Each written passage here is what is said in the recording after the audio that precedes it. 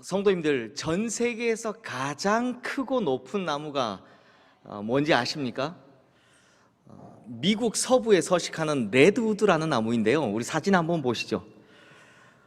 이 나무 어마어마하죠.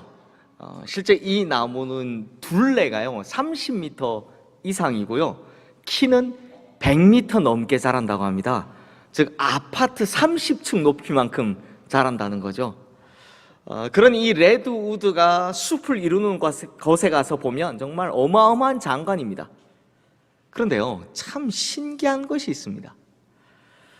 우리 생각에는 높이가 100m가 넘고 막 둘레가 30m가 넘는 세계에서 제일 큰 나무라면 당연히 그 뿌리의 깊이도 어마어마할 것이다 라고 생각되시죠? 그런데요, 이렇게 큰 나무의 뿌리의 깊이는 고작 2m에서 3m밖에 안 된다고 합니다. 아니 그렇다면 겨우 2m, 3m짜리 뿌리를 가지고 어떻게 저렇게 엄청난 몸집, 저 거대한 몸집을 가진 나무를 버텨낼 수 있을까 하는 생각이 들죠. 그 비밀은요, 이 레드우드라는 나무가 절대로 한 그루만 따로 자라지 않는다는 것에 있습니다. 무슨 말이냐, 이 레드우드의 뿌리는 깊이로는 한 2, 3m밖에 내려가지 않지만 옆으로는 25m까지 뻗어나가는데요, 그래서 한 뿌리에서 여러 개의 나무가 자란다고 합니다.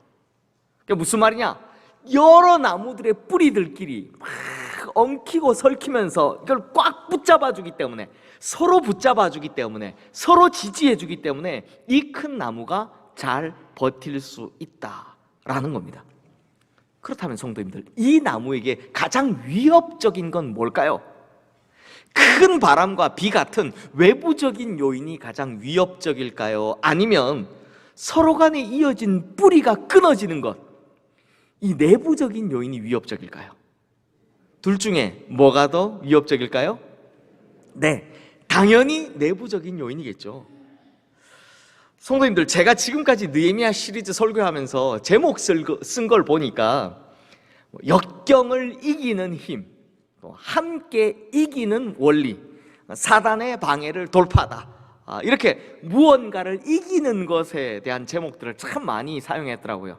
근데 그만큼 느헤미야서 내용 자체가 정말 힘든, 그것도 여러 가지의 역경들을 이겨나가는 내용이기 때문입니다.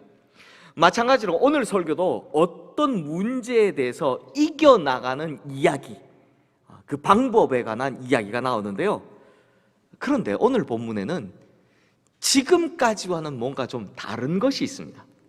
한번 보십시오. 지금까지 느헤미야와 유다 백성들에게 누가 문제를 일으켰습니까? 산발랏, 도비야, 겟셈 같은 외부의 요인들이 문제를 일으켰죠.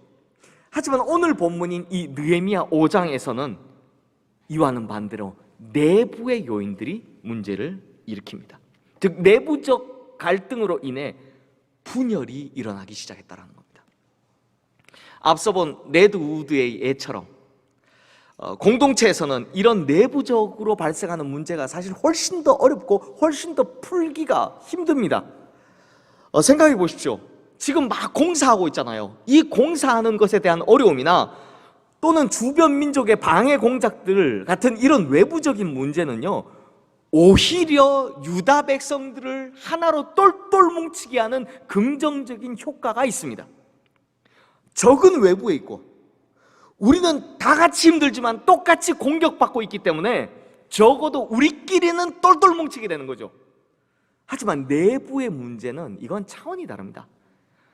우리 안에서 서로 다른 입장과 상황이 생겨나면, 그래서 문제가 생기면 결국 분열, 분란밖에 일어날 것이 없기 때문입니다. 즉 내부의 문제는요 100% 부정적인 효과만 있지 긍정적인 효과라고는 하나도 없다라는 겁니다. 그렇다면 성도님들, 이 당시 예루살렘에서는 대체 무슨 일이 벌어지고 있었던 걸까요? 지금 모든 백성들이 열심히 성벽 재건에 나섰지 않습니까? 그러다 보니 아무래도 원래의 생업에 종사할 시간적 여유도 부족하고 또 일손도 부족한 겁니다. 다시 말하면 성벽 재건 공사에 집중하느라 이 농사를 지을 시간적 여유도 부족하고 일손도 부족하더라라는 겁니다. 그러면 무슨 일이 벌어지겠습니까? 자연스럽게 먹을 것에 부족이 일어납니다. 수입도 줄어들겠죠. 먹을 게 부족한 겁니다. 그럼에도 꼭 해내야 할 이 큰 사역이 있으니 근근히 버티면서 이 성벽을 재건하고 있는데 하필 그때 흉년이 온 겁니다. 얼마 있지도 않은데 흉년이 온 거죠. 그래서 무슨 일이 벌어지느냐? 먼저 2절 말씀해 보면 우리와 우리 자녀가 많으니 양식을 얻어먹고 살아야겠다라고 합니다. 예전에 농경사회였던 우리나라도 마찬가지였지만요, 당시에는 식구의 수가 곧 노동력의 크기였기 때문에 자녀들 참 많이 낳던 시절입니다. 한 집에 대략 10명 근처 가까이 있었잖아요. 그러다 보니 이때도 마찬가지로 딸린 식구는 많은데 뭐가 부족하다? 양식이 부족한 겁니다. 가뜩이나 양식이 부족한 상태에서 마침 흉년까지 오니 그 많은 식구들이 먹을 양식이 턱없이 부족하게 된 겁니다. 자, 그러면 이제 어떻게 해야 할까요? 빚을 내야죠. 빌려야 되는 거 아닙니까? 그래서 3절 말씀에 보면 우리가 밭과 포도원과 집이라도 저당 잡히고 라고 합니다. 저당 잡혀서 밭, 포도원, 집 이런 걸 저당 잡혀서 음식을 빌렸다라는 겁니다. 근데요, 이거 생각해 보면 진짜 안타깝습니다. 바벨론 포로 생활에서 겨우 돌아왔잖아요.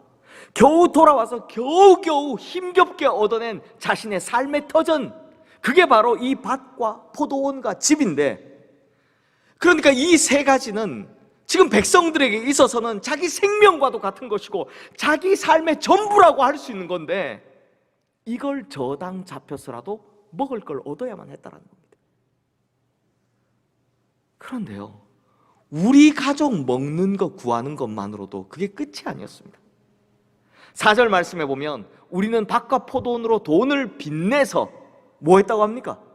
왕에게 세금을 바쳤다라고 합니다.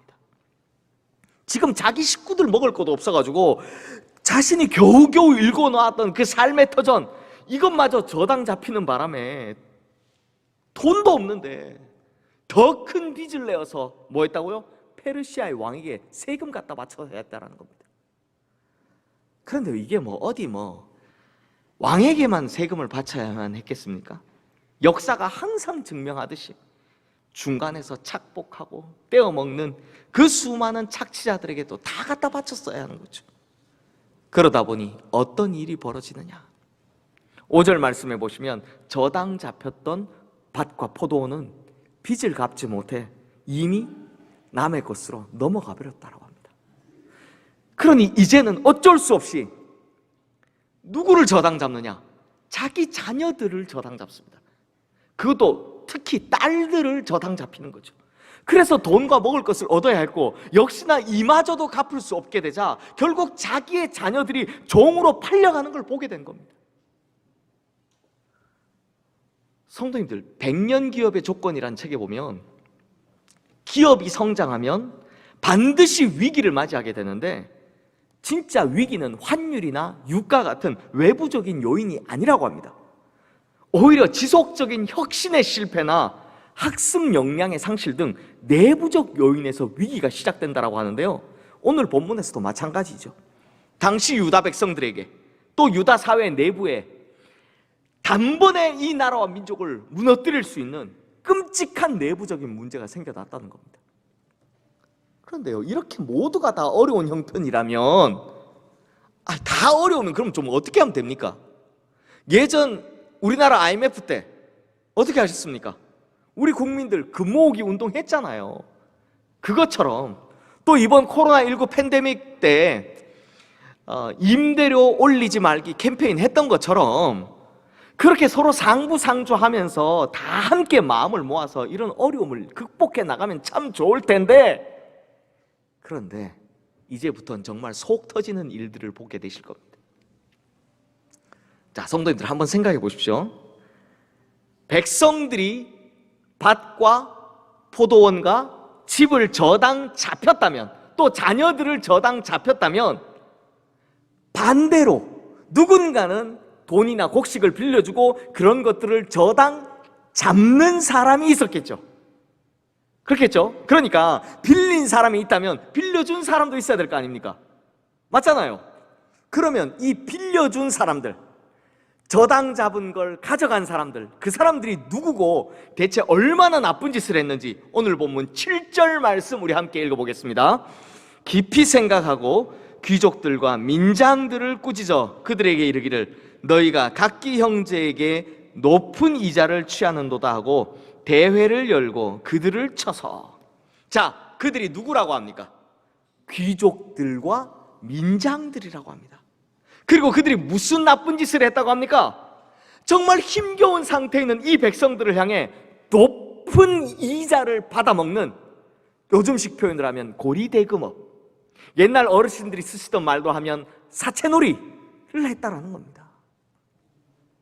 그러니까 지금 유다 백성들에게 사채놀이나 하면서 그들의 땅도 뺏고 집도 뺏고 포도원도 뺏고 심지어 그들의 딸도 뺏는 이 나쁜 짓을 하는 사람 누구라고요? 외부의 세력입니까? 아닙니다. 자기 나라의 고위 관리직들이다라는 겁니다. 귀족들과 민장들이다라는 겁니다. 기가 찰 일이죠. 그러니 백성들 입장에서 한번 생각해 보십시오. 자기들은 어떻게 하고 있습니까? 한 손에는 망치 들고 삽 들고 공사를 하면서 다른 한 손에는 칼을 들고 힘겹게 성벽을 세우고 있는데다가 심지어 쉬는 시간조차도 농사하러 가는 게 아니라 외부의 적들로부터 자신들을 지키기 위해 중무장을 하고 경계에 서며 대기하고 있으니 제대로 농사도 못 지어서 이 고통을 당하고 있는데, 더군다나 때마침 흉년이 와서 이 고생을 하고 있는데, 정작 자기 민족이라고 하는, 그것도 자기들의 리더들이라고 하는 귀족들과 민장들이 하나님의 말씀을 어겨가면서까지 백성들의 고혈이나 빨아먹고 자기들 상대로 등이나 쳐먹고 있으니 그 분노가 어떻겠습니까? 그래서 6절 말씀해 보시면 백성의 부르짖음이라는 말이 나오는데요, 이걸 히브리어 원어로 보면 자아크라는 딱 한 단어로 쓰여져 있습니다.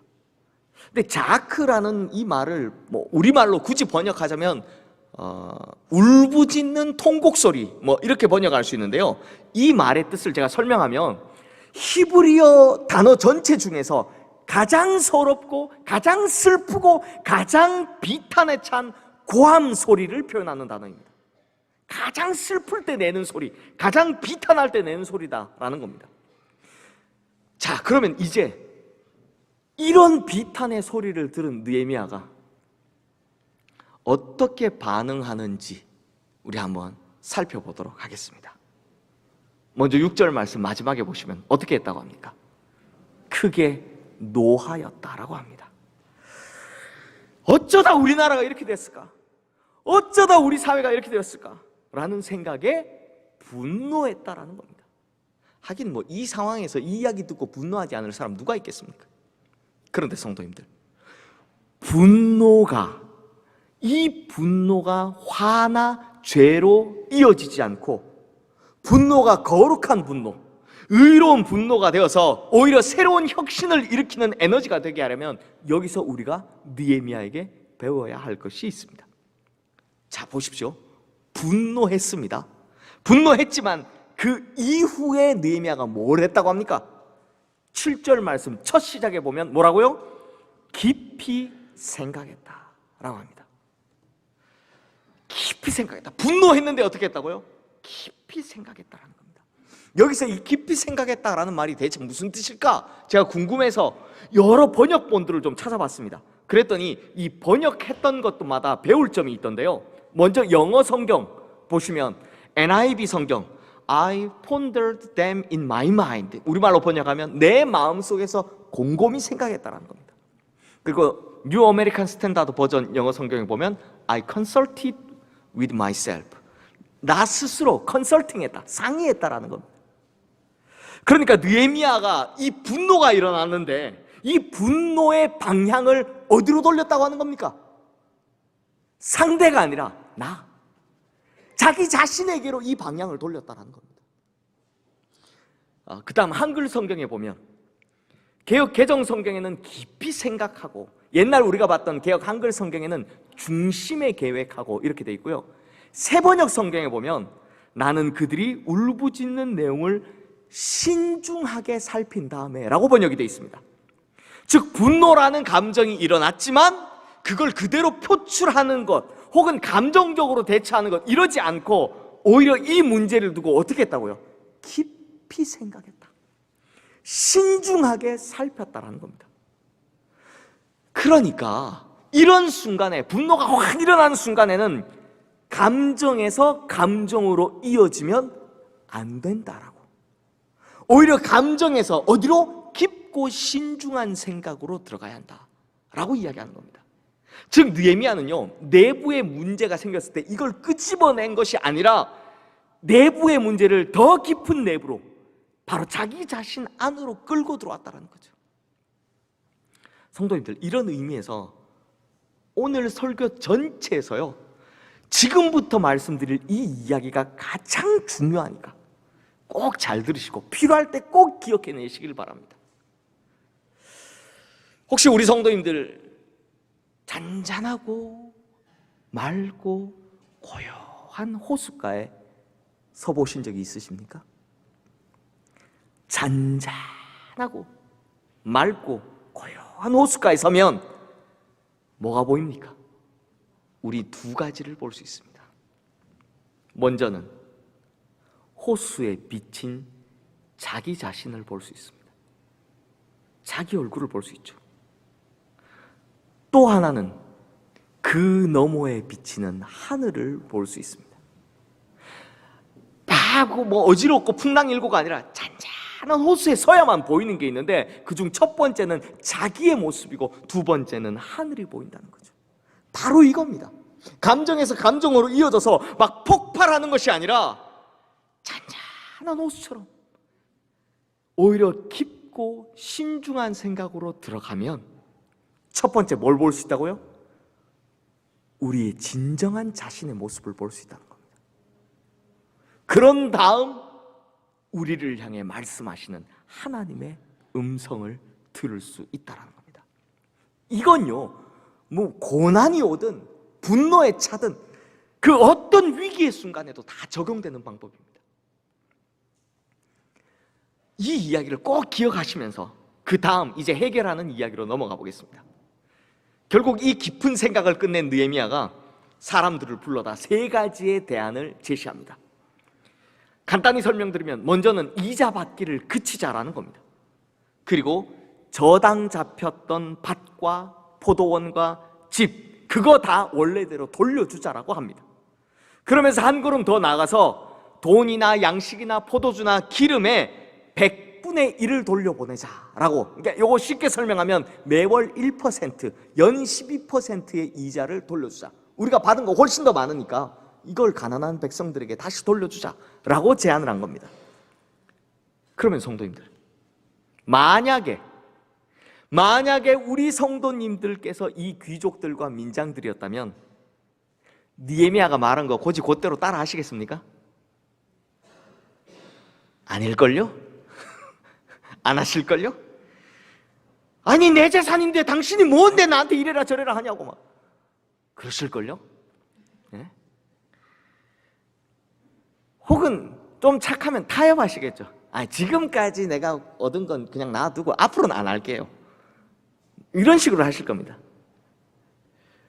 대부분 그럴 겁니다. 그러니 당연히 막 그렇게 못하는 이유를 댈 거고 당연히 반발할 겁니다. 이게 당연한 겁니다. 돈의 문제에 걸리면 대부분 사람이 이렇습니다. 그런데요, 12절 말씀 한번 보십시오. 그들이 말하기를 우리가 당신의 말씀대로 행하여 돌려보내고 그들에게서 아무것도 요구하지 아니하리이다. 그러니까 이 사람들이 한마디 변명이나 한마디 반발도 없이 그렇게 하겠습니다 라고 이야기를 한 겁니다. 게다가 13절 말씀 우리 함께 읽어보겠습니다.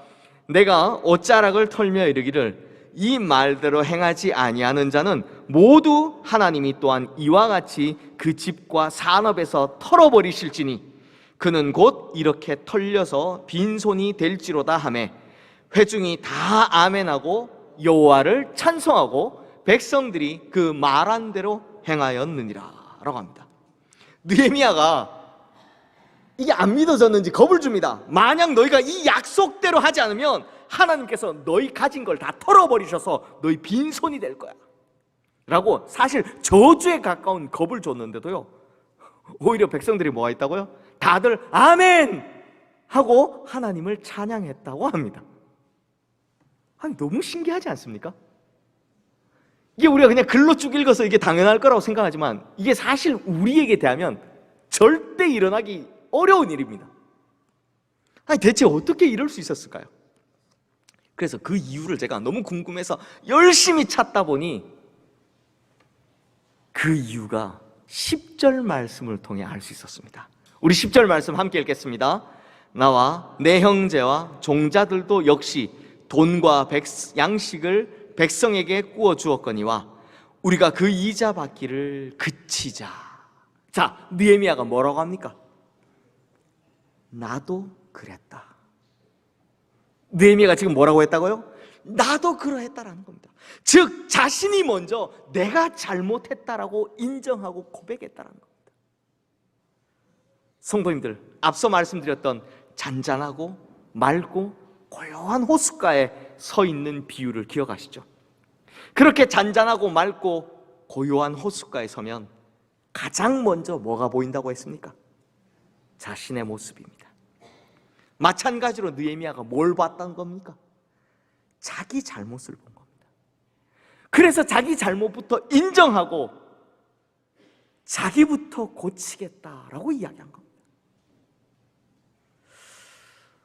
성도님들, 설교에 자주 등장하는 분인데요, 옛날 독일의 프러시아 제국일 때 프레데릭 대왕이라는 분이 계셨습니다. 이분은 워낙 지혜로운 분이라서 설교에 자주 예화로 등장을 하는데요, 이 대왕이, 프레데릭 대왕이 한 번은 감옥에 방문해서 죄수들 한 사람 한 사람을 만납니다.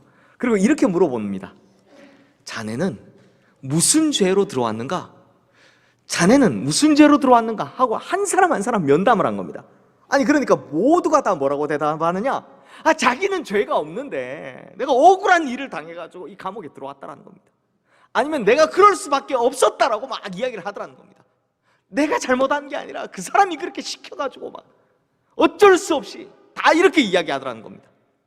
그런데요, 딱 한 사람, 오직 한 청년만이 자기 죄를 시인하면서 자기는 벌을 받아 마땅합니다 라고 이렇게 이야기를 하더랍니다. 그러자 이 프레드릭 대왕이 이런 명령을 내립니다. 이 청년을 보고 이 죄인을 당장 밖으로 내보내시오. 그래서 이곳에 계신 저 순결하고 무고한 분들이 오염되지 않도록 하십시오. 자, 이 무슨 말입니까? 자기가 죄 지어놓고도 억울하다고 한 사람들 죄다 감옥에 그대로 있게 된 겁니다. 이 사람들은 그대로 있고 대신 뉘우치고 반성하는 사람은 이 순결한 사람들, 이 죄 없다고 하는 사람들 오염되면 안 되니까 이 사람 빨리 밖으로 빼내라. 그래서 요 사람만 밖으로 빼내줬다, 석방되었다라는 거죠. 성도님들, 이 이야기는 하나님의 원리와도 일맥상통합니다. 성도에게는요, 자신의 죄를 인정할 용기가 필요합니다.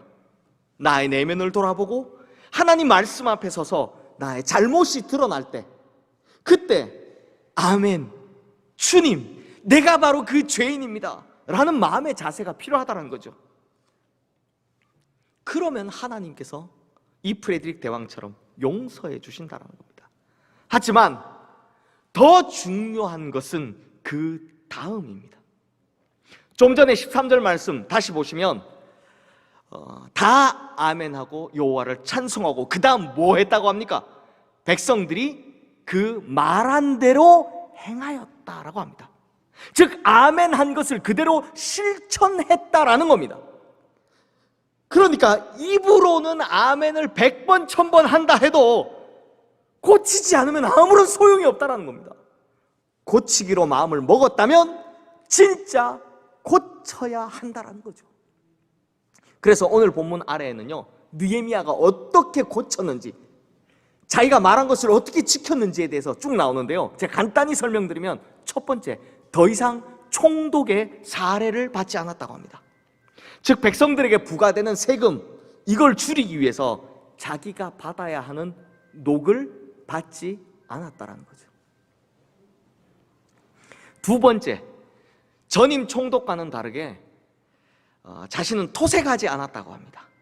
즉 백성들의 재산으로 자기 배를 채우지 않았다는 거예요.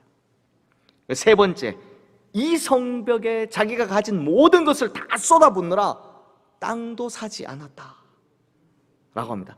이 땅이 이스라엘 백성들에게 얼마나 큰 의미인데요, 잘 아시잖아요. 근데 그걸 사지 않았다는 겁니다. 즉 개인적인 축제 따위는 생각지도 않고 오로지 성벽 세우는 일에만 집중했다는 겁니다. 그러므로 말한 대로 실천했다라는 거죠. 그러므로 성도님들, 느헤미야 5장이 우리에게 전해주고 있는 메시지가 뭐냐? 느헤미야가 이렇게 자기의 내부를 먼저 돌아보고 자기 내부의 문제를 먼저 고쳤기 때문에 이후에 공동체 내부의 문제마저도 고칠 수 있었다는 겁니다. 자신을 먼저 고쳐야 다른 것도 고칠 수 있다. 이것이 느헤미야 5장이 우리에게 전해주는 메시지다라는 겁니다. 그러므로 성도님들, 아멘 하는 거 좋습니다. 하지만 100번 1000번 하는 입술의 아멘보다는 아멘 이후의 실천이 훨씬 더 중요하다는 겁니다. 자신의 잘못을 먼저 들여다보고 자신의 잘못을 고치기로 마음을 먹었다면 그 다음 마음 먹은 대로 실천하는 것이 하나님께서 정말 귀하게 보시는 진짜 회개라는 것입니다. 실제로 하나님께서는요, 이렇게 진짜 회개하는 사람들을 얼마나 귀하게 여기시는지 성경에도 잘 나오지 않습니까? 다윗도, 요나도, 사도 바울도 하나같이 큰 죄를 저질렀음에도 결국 회개하고 다시 돌아가니 하나님께서 그들을 정말로 사랑해 주시고 정말로 귀히 여기심을 우리가 성경을 통해 보고 있지 않습니까? 그러므로 성도님들, 우리 성도님들 100번 1000번 하는 입술의 아멘보다 아멘 이후에 참된 실천이 진짜 회개라는 것 꼭 기억하셔서 진정한 회개를 통하여 삶의 문제들도 해결하시고 하나님께로부터도 큰 사랑과 귀히 여김을 받으시는 우리 모든 성도님들 되시기를 주님의 이름으로 축원합니다. 이제 말씀을 마무리하겠습니다. 그런데요, 성도님들, 말이 쉽습니까? 실천이 쉽습니까? 말하는 게 쉽죠. 언제나 그렇듯이 말보다 실천하는 게 어렵습니다. 실천하는 것이 말하는 것만큼 쉬웠다면 뭐 성경에서 이런 메시지를 써놓지도 않았겠죠. 마찬가지로 느헤미야도요, 사람인지라 이렇게 실천하며 사는 것이 결코 쉽지만은 않았던 것 같습니다. 왜요? 생각해 보십시오. 사례도 받지 않고 심지어 자신의 재산을 다 소모해가면서까지 오로지 성벽 재건에만 집중하는 것, 이게 결코 쉽지 않았기 때문입니다.